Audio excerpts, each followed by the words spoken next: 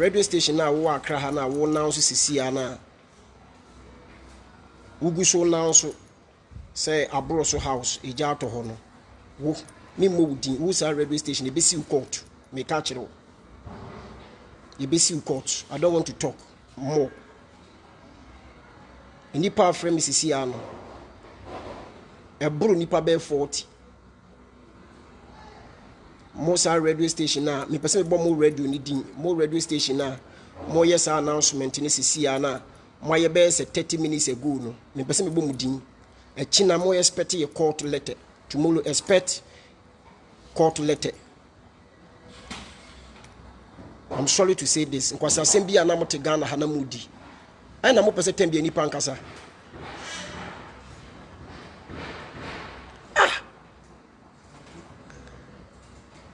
sa last week bra Peter bra sa last week me media man baako na no so bia fa na fi wo se hefa Cape Coast o frame me free Cape Coast obi nim bus baako anya accident was a enya accident your bus is nyina wa Accra nti me na me frame nipa na ka che ne se dabi buses bia enya accident na ye Tuesday Thursday Friday nanka ya papa ya nana ayi no ya papa bishop obinim na ayi ne papa ayi no adruso enso na ka ne bia ni hwa ede anya accident aden na more than some to like sometimes why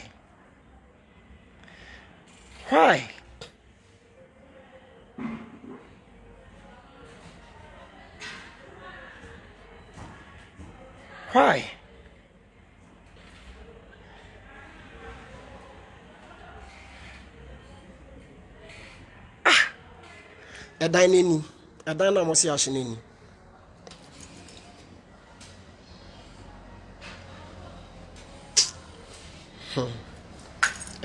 edan na mo si ahyeneni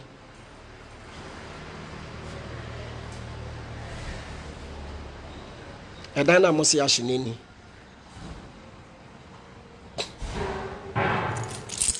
epacho edan na mo si ahyeneni. Oh, Debbie.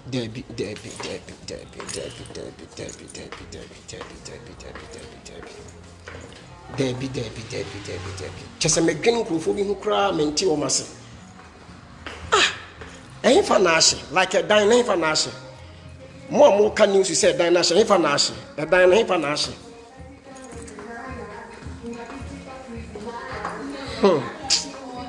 Ain't fanashi. A dine here for Nash. Good evening. Good afternoon, sorry. Who radio station now where your announcement no? Me modin, but I will sue you. I'm telling you. Me catch it on plane. I will see you.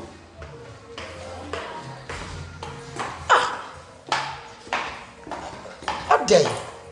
Every day, obinim. Why? Good afternoon. Edana Hefa. Eya Hefa. Peter Dimechi. Eya Hefa. A Hefa na ashe. Obi a mita ne bon ne fi animu no Hefa na ashe. Na mo radio station no. Ni pese me bom din. So me can say last year, I think say last year, me was London, na me was London, and na and also news be to Ghana ha, so be ni a solid na what tema, ashe, and no man can ho asem, and me na me buy na me be so ano sa, e fa na ashe, mo shola mo pese ni pankasa. Opese ni pankasa na meyere wo mountains obi afre meyere wo mountains ye wie ayie we have finished the funeral. So mommy told me that my husband, I'm going to mountains, Atria mountains, I said go na obi atimi afre. Someone called my wife that mommy someone called us and told us that our brother's house is burned. Just say, if I say, I don't know how to say it. abroso house is bent. The person be kept feeling na just your foolish things. Fanashi. Fanashi. Obi saying you don't mind them, but you don't mind them also. You too much. A day. Fanashi. The person be real baby. Fanashi.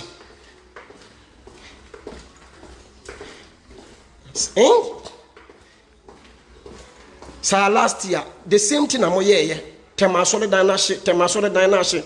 And no, my memo back could be dimebo, because on your mocan more. Omoka them, I think so mubaho. Media need be a station media on my channel. On mine, and no more a social media, a YouTube. At the horse is here, at the ho.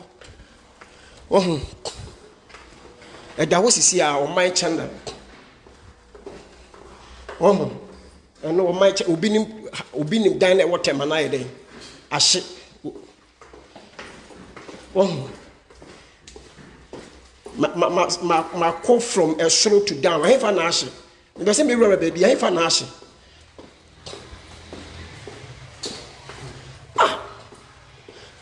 Nipa solano pamu many penya who tokra ade.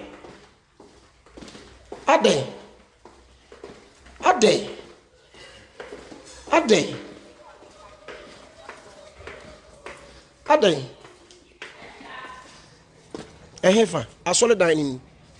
It's a hefa nashi. God will punish them. Most uncle for no. Pasa mekasa. A hefa nashi. I saw the dining. A hefa nashi.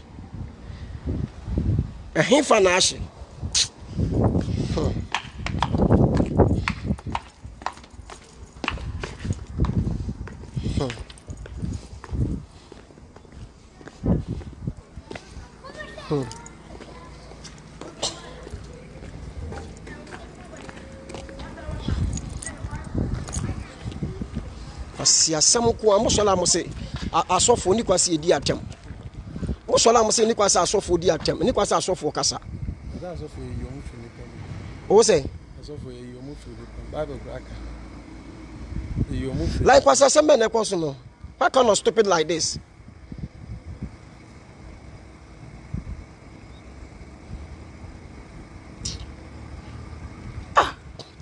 Fine. Ehifa nashi adine ehifa na de nashi. Na mi be tua sankofo bi ka too much. Ehifa nashi. Radio station na mu guso ya announcement no say abolo so dan obi nim dan nashi no. Abolo so dan nashi no. Ehifa nashi. Mi busa mo. Munchram hefa na she jane da hin fire service car na wo hin fire service car ni se hin mo ya announcement se see as fire service mienu si obi ni masole no opposite abolo so house no fire service 2 ni si wona mo se fire service 2 case wo ejada ho ho hye no mo na radio station mo na se see ana nkofo frefre me no me de to ampa so mi chim to ho amugu so kasa no hefa na hye mi chim to ho na mo kasa no ma record mo voice ni bi o me ka kire mo ma record me voice ni bi ti akira me de mo ma me lawyer hefa na hye mo de mo nsa kire mo adwena mo fa Yesu Kristo se mo kra na magenkwa ne nkwase asem kwa na mugu so di. God will punish you people. Ni ko baby ametene no ma che me bi ashe. This is my evidence. Hefa na hye.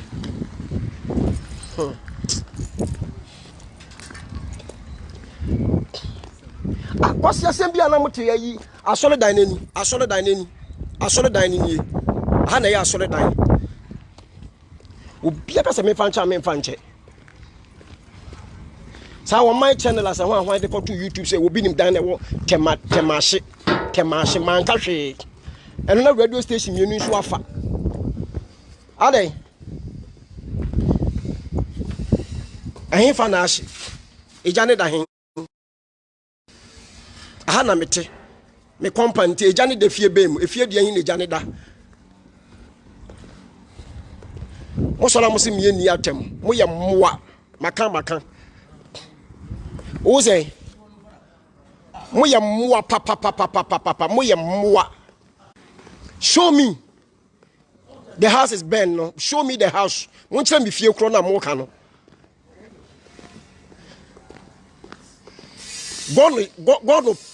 God will punish you people.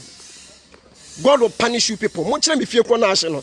Mo radio station na mo gina radio se see ya mo kasa se obi nim fie ahye obi nim house is burned and na efense abolo so house is burned ho na mo ka no. Awo nkrofo be 40 frefrem me se see ya no. Se minchim to metima record me record my record 9 minutes 34 seconds 9 minutes 34 seconds e china me de sa mo record no ene de matwan me de koma me lawyer ye besi mo bia kase fanche mo me ka kire mo che me fie kro na ahye no ana na mo di nkwase asem sa adai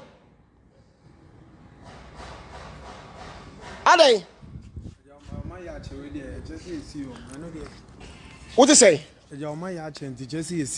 Because I hear too much. They be and say, like what you say, me cry won't tears. Just a wood say me cry won't tears. I say what you know cry won't tears. What the neighbor acquire scapegoat or be a big because why our family say own your own yentino or be a solia on himself. And then I Suleiman I can't say what the me who aid in the chest will be Triamica open all the news. Who say? Suleiman. Why Apostle Suleiman? Don't see Suleiman. He's my friend. What would you want some of the back to YouTube? Yeah, and you know, no, it's on the one or did yes, scapegoat. Next time, no, on your beer. Sa last week no me dey betu gwa say ma so le bus enya accident wo Ehifa road Cape Coast kwan so mo dey betu wo say ma so le bus enya accident to Cape Coast kwan na no e dark Cape Coast any Winneba ho nyina last week e dab Cape Coast and Winneba. Sorry, please, I'm sorry to speak my country language. Please, I'm sorry to speak my country language. This is seriously, please, I'm sorry. I know I cannot speak correct English. Please, I'm sorry. One will be think was ya some war me page so. Atam de be yam was spiritual. Men joku me many abre. Don't come to my page and do stupid things. This is my platform. Don't come to my page and do stupid things, please. I don't want to angry with you. This is my personal page, Bishop Obini Ministry. Me friend waha. Me dia mindi di watem. But I'm a spiritual person. If you joke, I will deal with you. I'm telling you.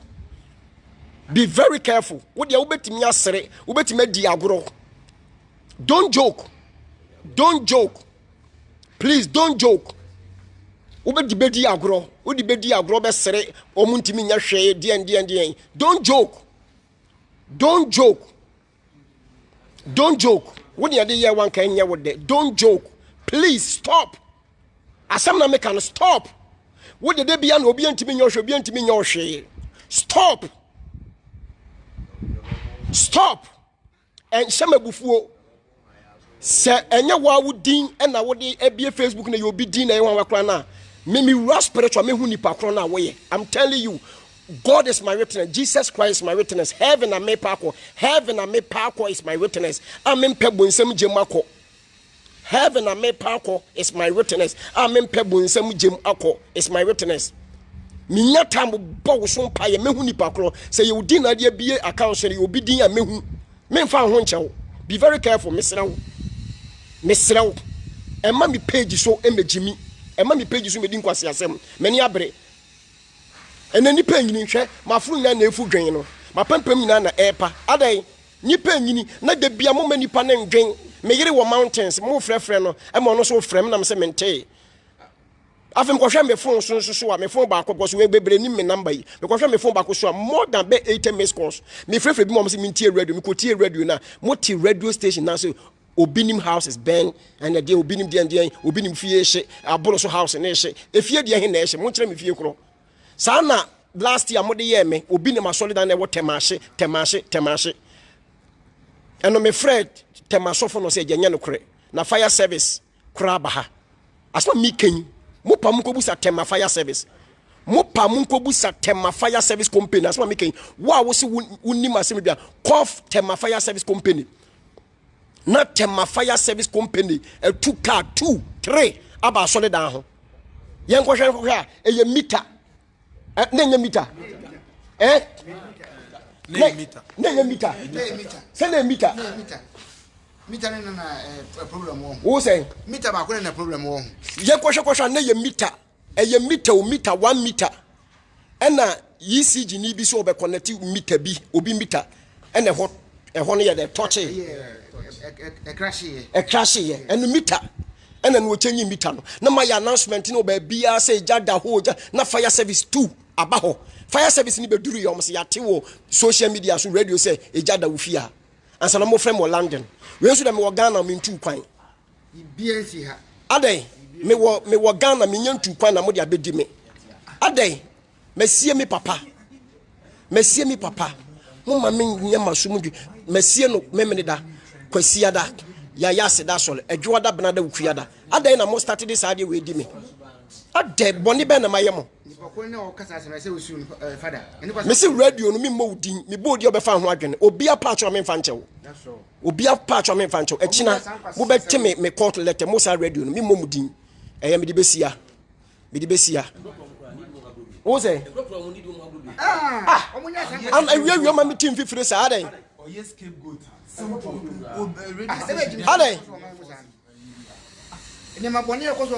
Jimmy Sam kwani Jimmy Sam ewie yo ma meeting fifre ewie adai ewie yo ma meeting fifre adai hwe nipa abegu abonten ho adai ewie yo ma meeting fifre sa adai me yeso safe na nkrofo bi ate announcement na mo ba ha adai hwe nkrofo abegu abonten ho sesi a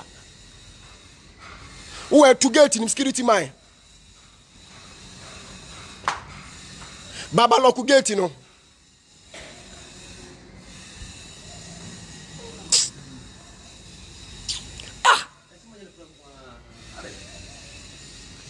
ene nipa nyini ni hwe nipa afro nyina afudwen wo tutukura na eba wo twetwe na eba nipa pampam na na bokokora papam na na apa nipa adwen ne ho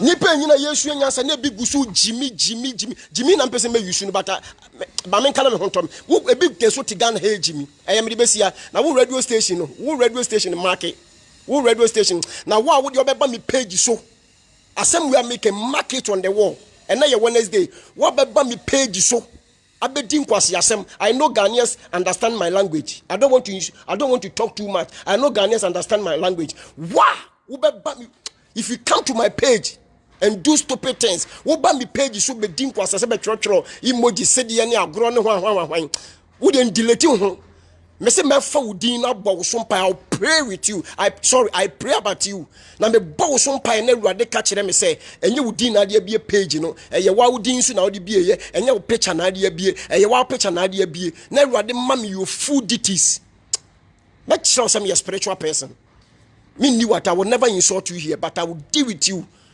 only the year one ka be dey ya fa nyere de o ma me no papa nke be dey wonu ya be ma na me anka be dey hwe hwe fifra mete hwe awie abotre 20 hwe wonu ya be ma na me hwa de gina no hwa de gina no hey hwa de gina no manembra edi manembra wet manembra manentenase ade ne nkrofo baba hasa ade But I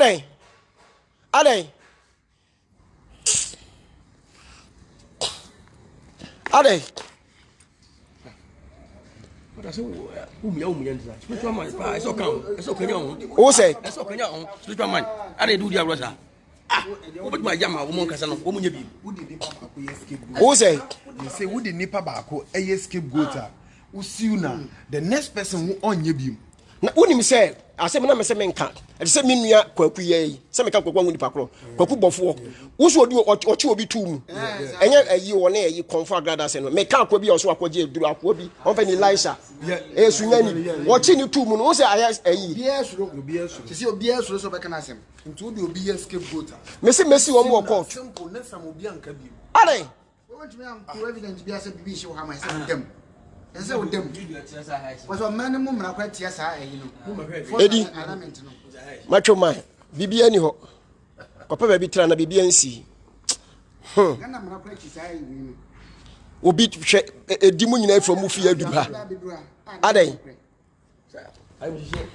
mame fancy bye bye na wo de mo amu jimi no mo so lam se sofo nkasa mo so lam se yanyini so mu jimi mo de mo se yanyini na mu nsua nyansa na mu jimi a meme ni watemo ba se wo be jimi wo mi page so a wo be hu de meyew abrabo edinya ko busa papa na papa ko go ask your father ko busa papa na papa nka abrabo a wo boy yansa ne wo ye japade so wanya bia ko busa hwana se ya bone kalebule wo Ghana ha ye kwa asola no pa 89 yetimi free one na 12 asema mbike meboa nsuo to na bi pete me ho a empire me hwe na mengu bitimi kwa asola no pa 8 ano pa 7 bitimi kwa asola no pa 7 ano pa 7 o bitimi me kai se 2015 2016 2015 2016 17 me kwa asola ano pa 7 me free what the next day ano pa 7 upa busa wo bi obo ma asola da bia busa wo bi obo ni ma asola da bia se 2014 2015 2016 me kwa asola ano pa 7 I go to church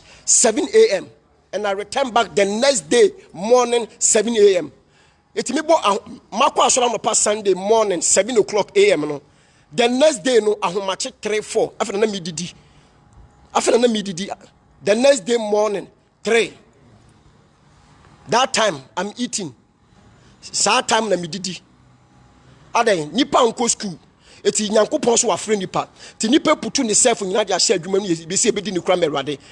Cause heaven ye parko se bia Yesu ba me nko bonsam gye mpese me ko heaven mpese dachi okache me se mo akwa pa no kwa fodi kakra ne kware enam de heaven esi mani so na papa hu mbobo no waboa me na wama me kakra no wahira me a wo so na mo di nkwasasem wo Ghana ha adan wo de brami page so be di nkwasasem wati me kire se ma wi ayie no mo pese mo di news foforo betwam adan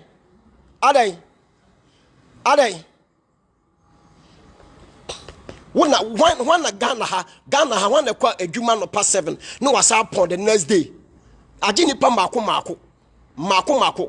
ono kwa do kwa 7 kwa upon the next day 7 kwa ono kwa wo time ogina home me so microphone mu a me ye adwuma tu anajo 10 na masa tena se me ye counseling na ma ye counselor from anajo 10 to the next day 2014 me yen say the whole year 2015 2016 2017 2018 19 2021 be na magima home kakra mama bre adai na erade hu nipa mbo wo sa be say nipa buka say to maintain your name for 20 years is easy.